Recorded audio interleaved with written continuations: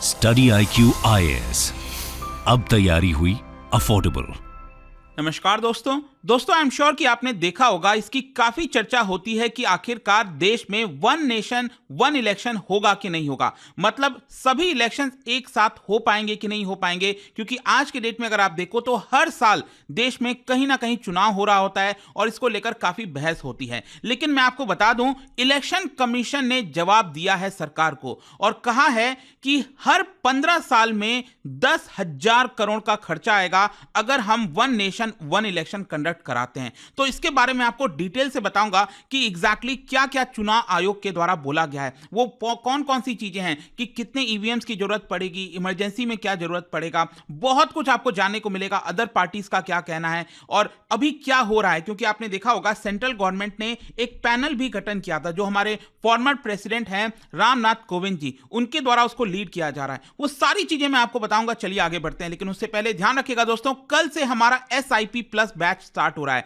जिसके तहत अगर आप इस साल का 26 मई को प्रीलिम्स का एग्जाम दे रहे हैं तो उसको क्रैक करने में आपको इस बैच से काफी मदद मिलेगी। इसमें जो पूरा रिवीजन होता है प्रीलिम्स के पर्सपेक्टिव से, टेस्ट सीरीज हो गया, वो सब कुछ मिल जाएगा अकेले इस बैच के अंदर। और अगर आपको अलग से टेस्ट सीरीज लेना है, डिसिप्लिन बेस्ड टेस्ट सीरीज, वो भी आप ले सकते हैं। इसको अवेल करने के लिए हमारे वेबसाइट ऐप पर जाइए या फिर कमेंट सेक्शन में लिंक है और यूज करना है आपको कोड अंकित लाइव, ताकि आपको मैक्सिमम डिस्काउंट मिले। और अगर आपको पूरी तैयारी करनी है यूपीएससी की, प्रीलिम्स, मेंस, इंटरव्यू सब कुछ, तो हमारा फाउंडेशन बैच ले सकते हैं। और इसके अलावा अगर आप MCQs अटेम्प्ट करना चाहते हैं तो मेरे इंस्टा पेज पर जाइए, वहां पर स्टोरीज में जितने भी MCQs हैं उसको आप अटेम्प्ट कर पाएंगे।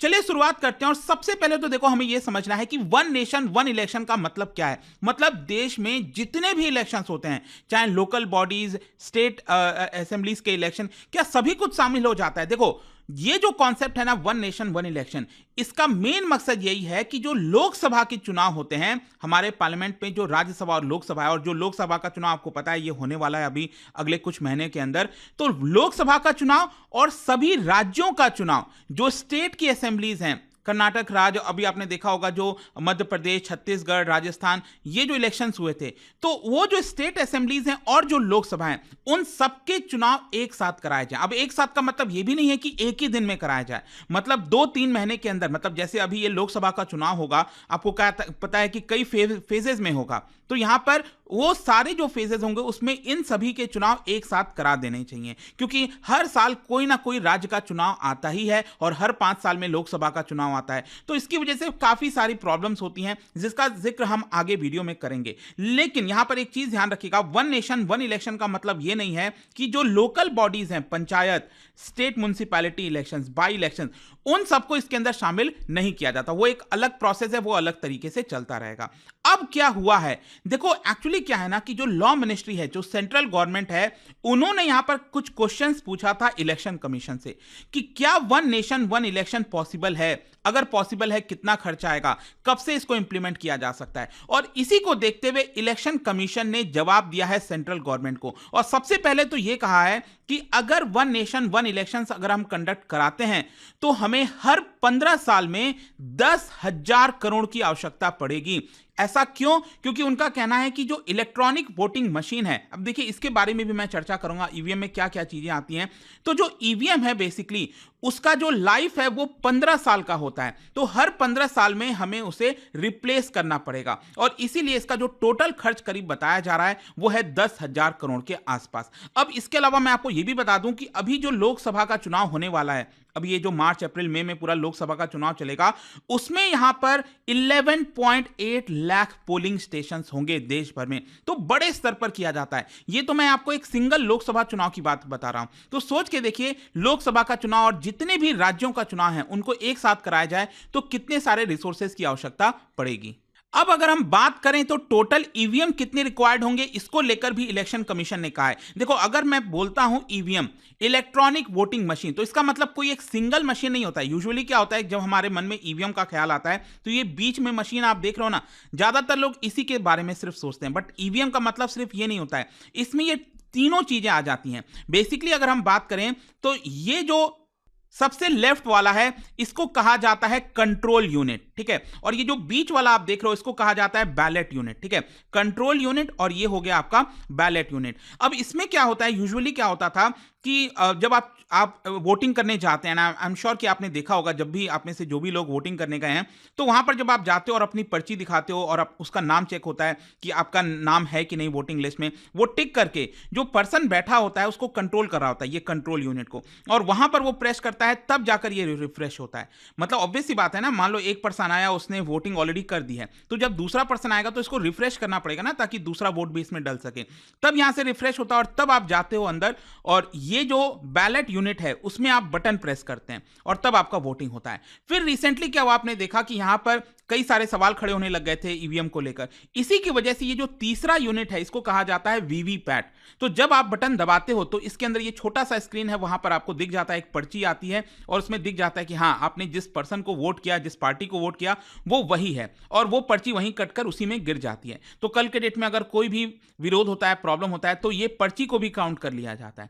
तो ये तीनों मिलाकर बेसिकली बनता है आपका ईवीएम, ये आपको ध्यान रखना है। तो यहां पर इलेक्शन कमीशन ने बेसिकली ये कहा है कि अगर हम साइमल्टेनियस इलेक्शन कराते हैं तो इस तरह के जो सेट हैं उसके 2 सेट की आवश्यकता पड़ेगी। मतलब ऑब्वियस सी बात है ना, एक लोकसभा के लिए सेट होगा ये पूरा, और उसी रूम में जो दूसरा सेट है वो भी लगाना पड़ेगा, ताकि स्टेट असेंबलीज का भी चुनाव, क्योंकि साथ में ही हो रहा है, तो ये चीज आपको यहां पर ध्यान में रखनी है। अब इन सारी चीजों को ध्यान में रखते हुए यहां पर मिनिमम ईवीएम और वीवीपैट को अगर हम देखें तो कितनी आवश्यकता होगी, तो आप देख सकते हो यहां पर बताया जा रहा है 46,75,100 बैलेट यूनिट, इतनी आवश्यकता होगी। अगर हम कंट्रोल यूनिट की बात करें तो 33,63,000 इसकी आवश्यकता होगी, और वीवीपैट की बात करें तो वो भी लगभग 36,62,000 वीवीपैट की आवश्यकता होगी, ऐसा यहां पर बताया गया। और एक एक की कीमत क्या होती है मैं आपको बता दूं, यहां पर जो लेटेस्ट जानकारी है 2023 के हिसाब से,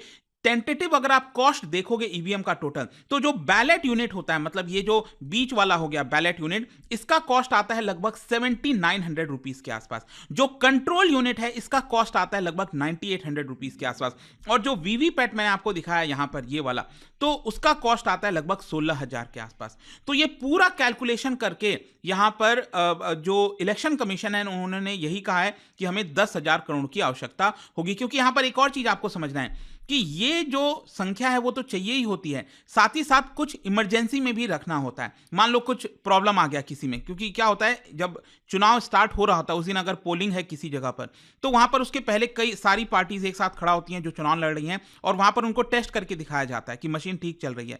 तो जब वो चेक हो जाता है, सभी पार्टीज कह देती हैं हाँ ठीक चल रही है, तब उसको वहां पर पोलिंग के लिए स्टार्ट किया जाता है। तो इस तरह से होता है, मान लो उसमें कुछ गड़बड़ी हो गई, कुछ दिक्कत आ गई, तो उसको रिप्लेस करना होता है।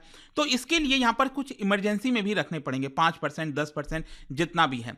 और इसके साथ साथ अगर साइमल्टेनियस इलेक्शन होगा तो जो पुलिस पर्सनल है, आर्मी पर, मतलब जो भी यहां पर चाहिए, पैरामिलिट्री फोर्सेस वगैरह, वो भी बड़ी संख्या में चाहिए होंगे। जो स्टोरेज फैसिलिटीज है, एक बार ईवीएम वगैरह है उसको कहां पर आप रखोगे, तो बहुत सारे और वेयर हाउसेस वगैरह बनाए जाने चाहिए। तो ऐसा यहां पर इलेक्शन कमीशन के द्वारा बोला गया है। अब क्वेश्चन यहां पर यह भी है कि आखिरकार कौन से चुनाव में ये पॉसिबल है, क्या अगले 15 साल बाद, 20 साल बाद, 50 साल बाद, कब ये पॉसिबल है? देखो यहां पर बोला जा रहा है इलेक्शन कमीशन के द्वारा, इन सारे चीजों को ध्यान में रखते हुए, वेयर हाउसिंग फैसिलिटीज कब तक बन जाएगा, लॉजिस्टिकल इश्यूज को ध्यान में रखते हुए, अगला जो वन नेशन वन इलेक्शन है, साइमल्टेनियस इलेक्शन है, वो हम 2029 में कंडक्ट करा सकते हैं, ऐसा इलेक्शन कमीशन ने कहा है। फिर इसके साथ साथ जो एक और सबसे इंपॉर्टेंट चीज है, अगर वन नेशन वन इलेक्शन कराना है तो यहां पर संविधान में भी बदलाव करना पड़ेगा, और इलेक्शन कमीशन ने कहा है कि टोटल संविधान के जो 5 आर्टिकल्स हैं उसमें बदलाव की जरूरत पड़ेगी। और कौन कौन से हैं वो आर्टिकल्स? एक हो गया आर्टिकल 83 जो कि रिलेट करता है ड्यूरेशन ऑफ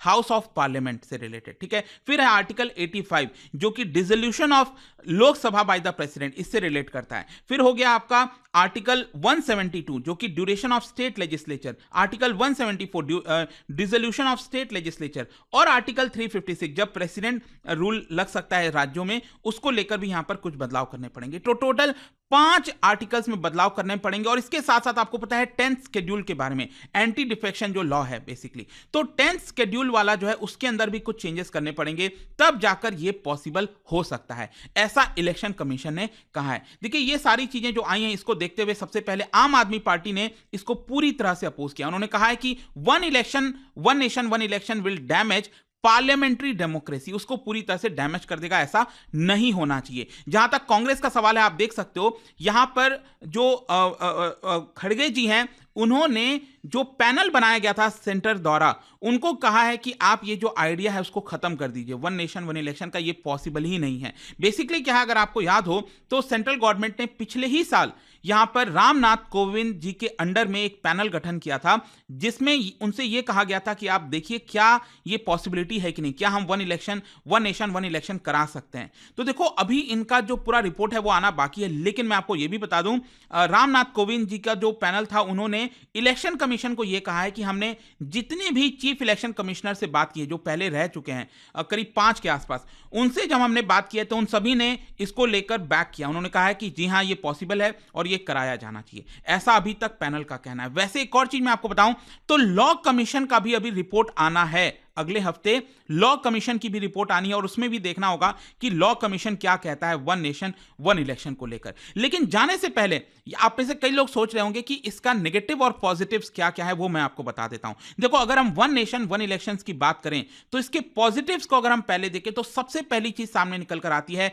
इसका कॉस्ट। मतलब 5 साल तक लगातार कहीं ना कहीं चुनाव होता रहता है हमारे देश में, तो इसकी वजह से जो टोटल कॉस्ट है वो लगातार बढ़ती जाती है। बहुत सारा कॉस्ट आता है। जैसे कि फॉर एग्जांपल मैं आपको बताऊं तो लोकसभा के चुनाव में यहां पर इलेक्शन कमीशन ने कहा था कि 2019 के लोकसभा के चुनाव में अकेले जो एक्सपेंडिचर है वो 10,000 करोड़ का हुआ था। वहीं अगर आप नॉन ऑफिशियल आंकड़ा देखोगे, मतलब जो पार्टीज खर्च करती हैं, कैंडिडेट्स खर्च करते हैं, वो तो बड़ी संख्या में आपने देखा ही होगा कितने बड़े स्तर पर खर्च किया जाता है। तो उसका कॉस्ट 60,000 करोड़ के आसपास आया था, ऐसा यहां पर अनुमान लगाया जाता है। मतलब अकेले एक चुनाव में इतना खर्चा आया था। तो जब एक चुनाव में इतना खर्चा आता है तो अगर उसको सारे चुनाव एक साथ करा दिए जाए तो जो भी है आपका उसी में सिमट जाएगा। काफी सारी चीजें एवरेज हो जाएंगी, बार बार खर्चा करने की जरूरत नहीं पड़ेगी। तो एक तो ये तर्क दिया जाता है कि यहां पर कॉस्टिंग कम होती है। फिर इसके अलावा सिक्योरिटी फोर्सेस को हर जगह कहीं ना कहीं डिप्लॉय करना पड़ता है, मल्टीपल टाइम्स डिप्लॉय करना पड़ता है। एक बार लोकसभा चुनाव के लिए, फिर स्टेट असेंबलीज के लिए। अगर ये चीजें एक साथ हो जाएंगी तो एक बार में ही यहां पर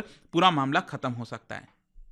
फिर इसके साथ साथ एक और जो पॉजिटिव जो तर्क दिया जाता है वो ये है कि यहां पर सरकार गवर्नेंस के ऊपर फोकस कर पाएंगी। आजकल क्या होता है, क्योंकि हर 2-4 महीने में कहीं ना कहीं इलेक्शन है, इसकी वजह से वो हमेशा इलेक्शन मोड में रहती हैं पार्टीज। मतलब जो गवर्नेंस है वो पीछे छूट जाती है और यहां पर बार बार चुनाव कैसे जीतें उसके ऊपर एक तो फोकस किया जाता है। और इसके अलावा यहां पर आप देख सकते हो जो लॉ कमीशन है, उन्होंने पहले भी इस चीज के बारे में जिक्र किया था और कहा था कि लोगों के लिए थोड़ा सा आसान हो जाएगा अगर एक साथ इलेक्शंस कंडक्ट कराए जाएं। मतलब बार बार उनको पोलिंग स्टेशंस, और हम कहते हैं ना कि कितना परसेंटेज इस बार वोटिंग हुई है, तो अगर लोगों को भी पता होगा कि भाई चलो 5 साल में एक ही बार वोट करना है तो वो एक बार जाकर कर देंगे। बार बार कुछ ना कुछ चुनाव आएगा तो उसकी वजह से वो हेजिटेट भी करेंगे। खैर, इसके अगर हम चैलेंजेस की बात करें, सिर्फ पॉजिटिव ही नहीं है, यहां पर हम चैलेंज की बात करें, एक तो सबसे बड़ा चैलेंज है जो मैंने आपको बताया, कॉन्स्टिट्यूशन में बदलाव करना। क्या इतना आसान है? क्या सभी लोग इसको लेकर मानेंगे? तो कॉन्स्टिट्यूशन में बदलाव करना। फिर इसके साथ साथ यहां पर यह है कि क्या सभी राज्य जो रीजनल पार्टीज हैं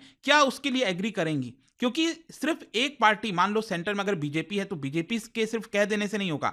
यहां पर बहुत सी रीजनल पार्टीज हैं, उनका कहना है कि देखिए अगर एक साथ चुनाव होंगे तो हमारा अस्तित्व जो है वो कहीं ना कहीं खत्म हो सकता है, वो डेंजर में आ सकता है।